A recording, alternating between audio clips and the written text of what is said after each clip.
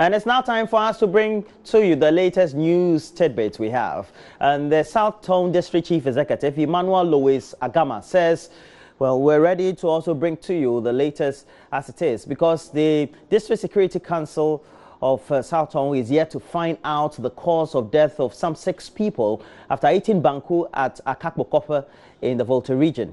They say pathologists are working to find out the cause of these deaths, as samples of the corn flour used in making the popular dish akplan have also been sent to the Noguchi Memorial Institute for Medical Research for testing. Meanwhile, some family members have hinted that they will eventually resort to consulting the gods in the area on what exactly is the cause of the deaths. Here is the head of the family of the corn mill operator. A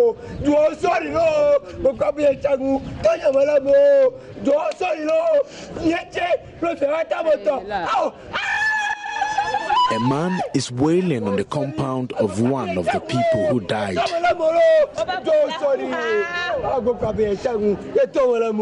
That has been the mood at Akakbokope after 6 people died hours after eating banku.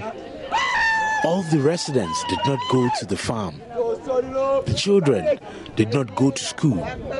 They have gathered in groups discussing the shocking incident. Under a shed, I've met Esther Fenuku. Esther's sister died together with her 2 daughters.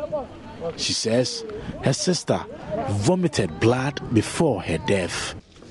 She's vomiting black water and blood. On Friday, when she was sent to the hospital, she was vomiting black water and then blood. Yes. And the doctor said that it's not a poison.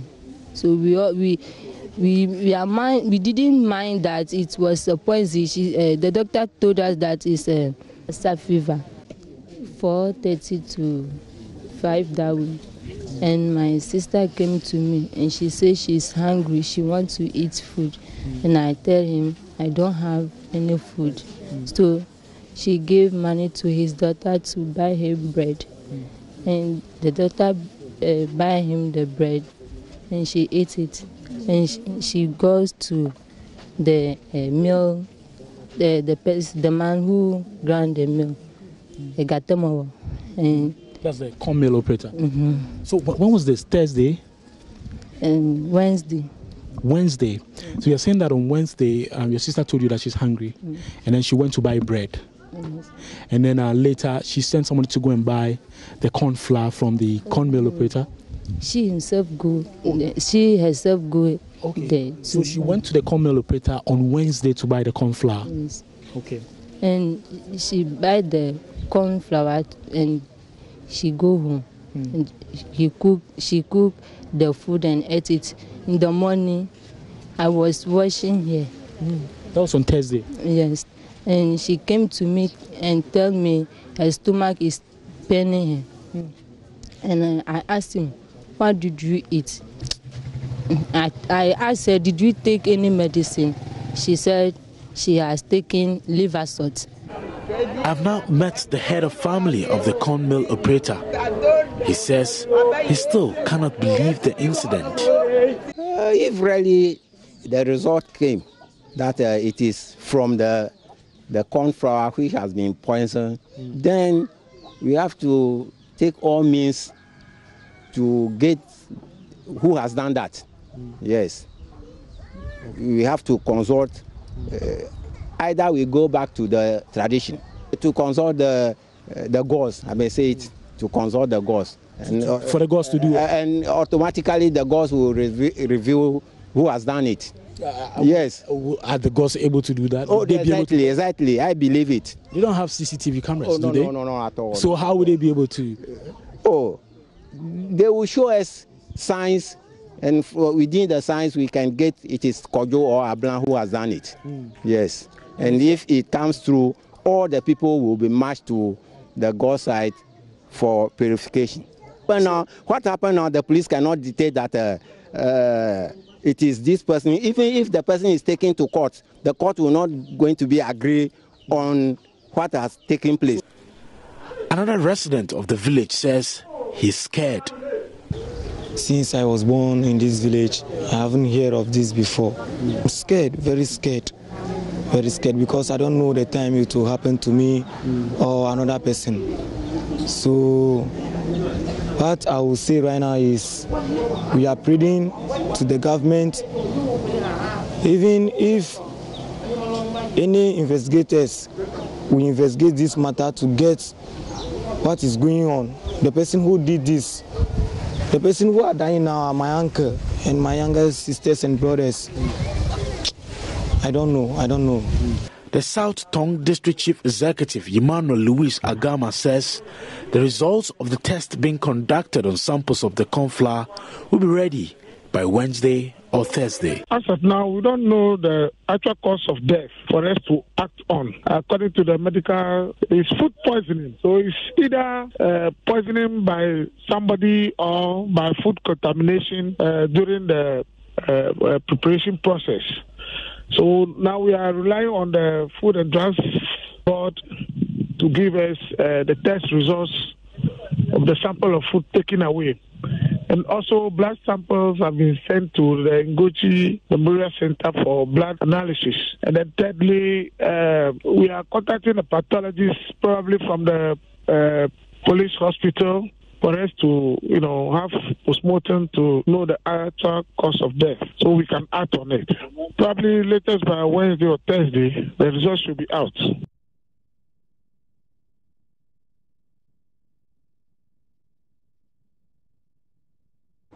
The Minister of the Interior, Ambrose Derry, has rebuffed criticisms about government decision to reopen the military as a stopgap measure to fight crime in the wake of recent armed robbery attacks. He explains the introduction of military personnel to help combat crime in Ghana is only a temporary measure.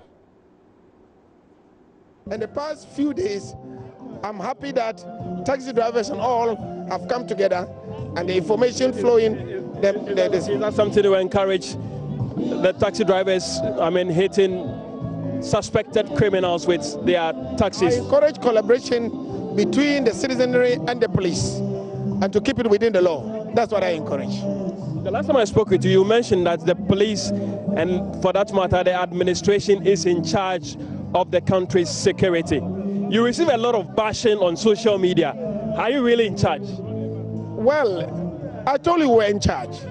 And I believe that what has happened since shows that we have not lost control. What I couldn't tell you then was why I was confident we were in charge. If I divulged at that stage strategies put in place to pin these people down, the criminals would have gotten away. I've heard a security analyst mention that bringing on board the soldiers on the streets to collaborate with the police is a very dangerous decision the administration has taken. If we are not careful, we are going to experience extrajudicial killings. No, let's look at it this way. We've met a situation that had collaborative effort between the police and soldiers in Operation Cowleg, in Operation Calm Life, and other situations. That per se is not bad. What we should talk against is making it a permanent feature. What has happened in the past is that because we brought in soldiers anytime there was a crisis, we did not build up the police. So anytime there's a problem, you bring the soldiers in, the soldiers bring the guns, and then they withdraw with the guns. And meantime, the police are not equipped with the guns. So we heard one police officer saying that the guns they had were 1990 guns. And so we are saying that as a transitional measure, yes, but as a permanent measure, no. The family of the late Major Maxwell Adam Mahama, the soldier who was murdered at Dentroboase in the Central Region in May 2017, is unhappy about the number of people being tried for the crime. They believe the state could have charged many more suspects, as seen in the viral video after the incident. 14 persons are currently standing trial, with state prosecutors on record to have said that 13 of them are captured on tape striking the soldier. The trial judge was on Monday forced to adjourn proceedings because 5 of the individuals before the court did not have lawyers. There's more in the following report. At the previous hearing, one of the lawyers for the accused, Judge Bernard Shaw, had assured the court of working to ensure that all 14 have legal representation. He told the court on Monday he was still working on that and remained hopeful of resolving the matter soon. The trial judge asked the 5 who are without counsel the reason for their inability to contract one. While some of them told the court they have no family members to assist them secure legal representation, others said all efforts to reach a lawyer to contract has proved unsuccessful. Family of the slain soldier made their first appearance in court, led by father of the deceased, Captain Retired Dennis Mahama, an officer from the military, and other relatives. Spokesperson of the family, Zakaria Ahmed, speaking to pressmen after proceedings, said they would have preferred if each person captured on tape during the crime would have been heard before the court rather than just the 14 persons. Unfortunately, this is not what happened, and we cannot hold the police responsible. Our sentiments are our sentiments. The law is the law. Even though this is what we wish, the law says otherwise. Even though we saw close to 50 people, the law says it's only 14 people that will face the trial. So we will take it like that. Otherwise, we would have expected that the trial, everyone who was seen in the video should come and explain his or her presence there. That's what we would have wished. Hearing of the matter continues on March 21.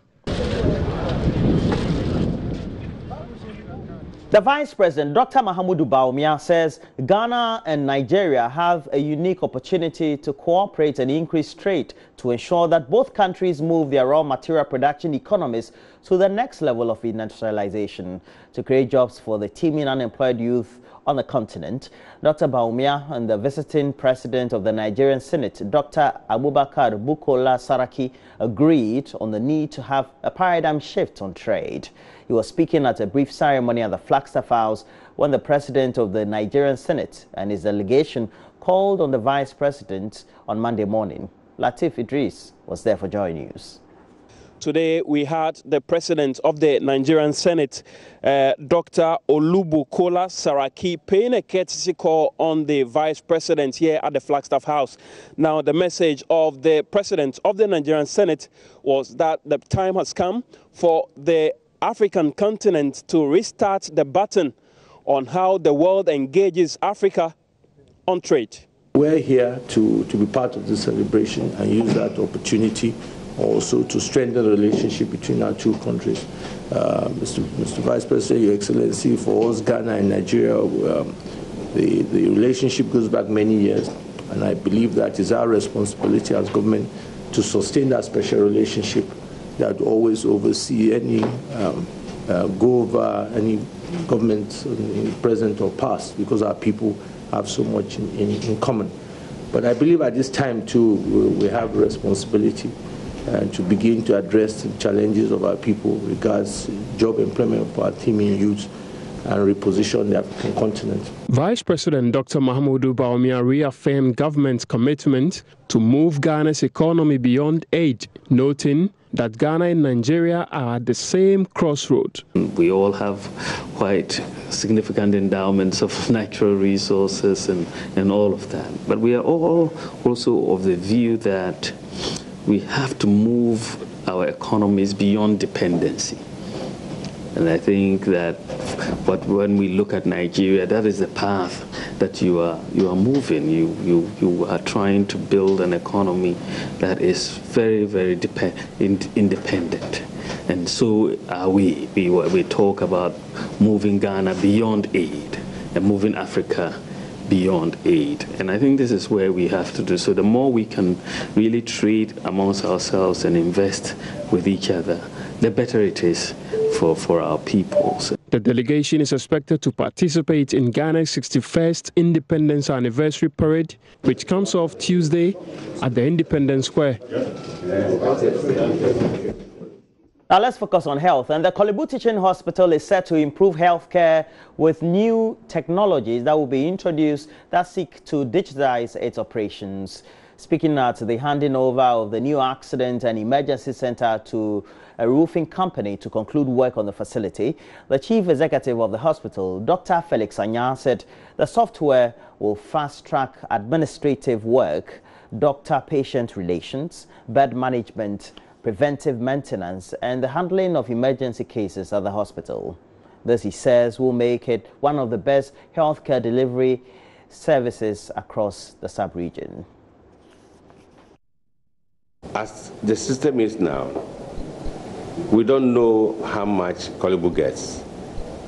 We should have a system put it this way. Right when a person comes from OPD, you should be able to track the person. Did he pay at the OPD?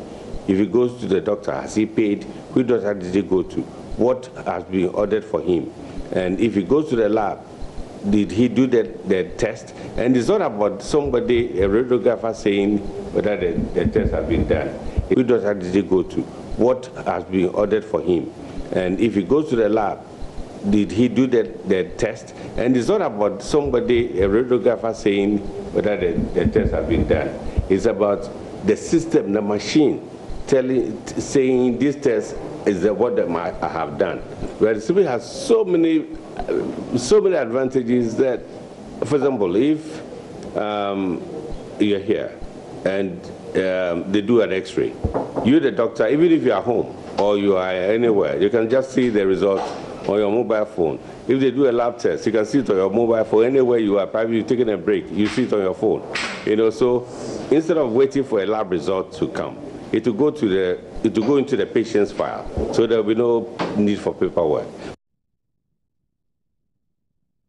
The contract for the re-roofing of the accident and emergency center is expected to increase space and boost operations. Of Kolibu Teaching Hospital, for the re-roofing to Domod Aluminium, the emergency unit was supposed to be handed over to Kolibu, in August 2014. We are now in March 2018, and we have not used it in the way that it should be used.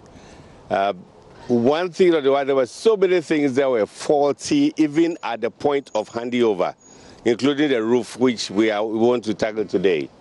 There is also the problem of power fluctuations and many other things that have been handled for the past few months, years.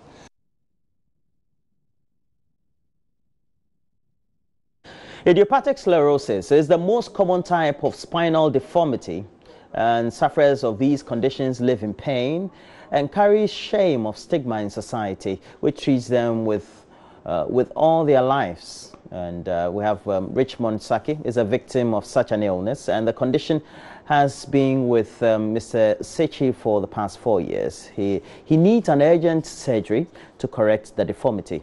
Well, Frank Ado has the rest of the story from Hokwe in the Volta region. Meet 20-year-old Richmond Sechi working on attaining his diploma in basic education. He wants to be a teacher. 5 years ago, he was diagnosed of idiopathic scoliosis. This is the most common type of spinal deformity, where there is abnormal curvature in the spine. Way back in 2014, when I was in St. Paul's High School, my final year, I was preparing to leave for school one day when my mom got to find out that one of my arms, the right arm, the shoulder was higher than one. So she assessed me, then she touched my back, the spine area, and I felt a sharp pain. So since then, we went for an X-ray, and that was when we got to find out that there was a curvature in the spine. So since 2014 till now, I've been receiving treatment in the form of physiotherapy, and then it was just 2017 last year that I was consulting at Focus Orthopedic Hospital when they got to find out, and then they came to a conclusion that they had to perform the surgery in order for the pain to stop and for me to be able to walk again and then live a normal life. Over the years, the curve has increased and his condition has worsened. Doctors have prescribed a corrective surgery to save his life and live a normal life. At a point in time in 2015, he ordered that we should take an MRI of the whole system to see if there will be a need for the surgery. So after taking the MRI and other X-rays, he said that the curvature is not too big, so he can be managing. In 2017, that was last year, he was still feeling sharp pains at the back. So we get back to Dr. Boachiaje at Focus. And at the Focus, other processes has been taken. And now he has detected that the curvature is too big. So he needs a surgery to correct the situation. The procedure will cost $10,000 or 46,000 Ghana cedis, an amount Richmond's mother, Benny Stella, cannot afford.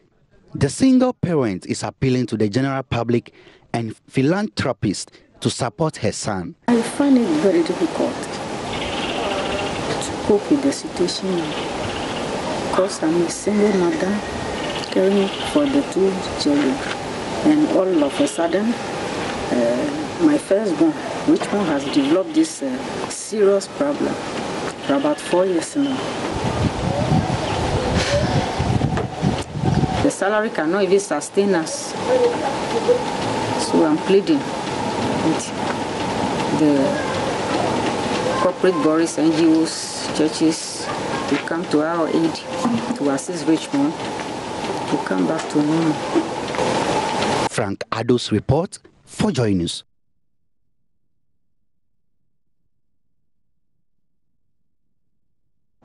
Well, so that'll be it for the news headlines we have. We have a lot more news. So we have a few newspapers we'll be reviewing. I'll be joined by Mama Vioso Boaji. Again, happy Independence Day to all of you wherever you're watching us. Please make sure that you get interactive on Facebook, JoyNews on TV. You're also watching us live through various platforms on YouTube, My Joy Online TV, and regularly also on Facebook.